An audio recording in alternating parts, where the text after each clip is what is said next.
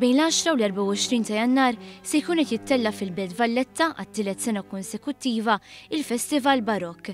Din is-sena se jitfakkar it-tielet ċentinarju mit-twelid tal-kompożitur Malti Geronimo Abos. Spjega aktar dwar dan id-direttur artistiku tal-festival Kenneth Sammittabona.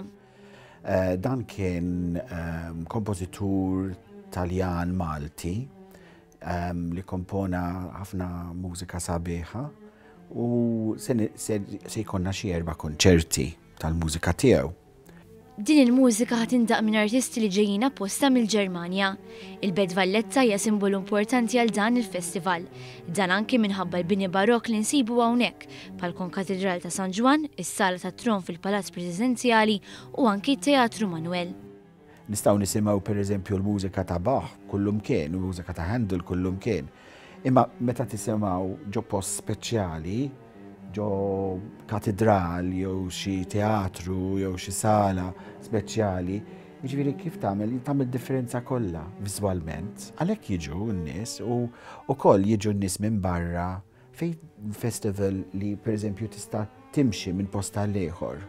Jista' jkollok 3 kunċerti f'ġurnata u tista' timxi minn wieħed għal ieħor bil-restaurant in between, ġifieri jkollok il-hotel, ġifieri dillu da lussu.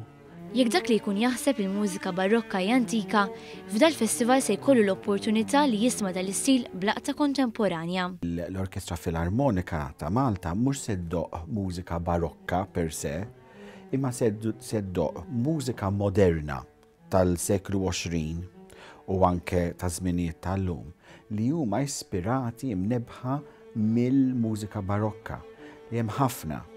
Sammittabona sqarmana li dan il-festival qed jiġbed numru kbir ta' riċerkaturi li qed ifittxu aktar fuq l-istil barokk f'pajjiżna.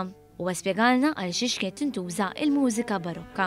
Il-mużika barokka kienet komposta għal xi ħaġa, xi pereżempju qudiesa, Tedeum, kienet komposta biex jieħdu gost in-nies biex tagħmel xi ħaġa spettakolari, dik kienet kollha l-qotħol tal-barokk.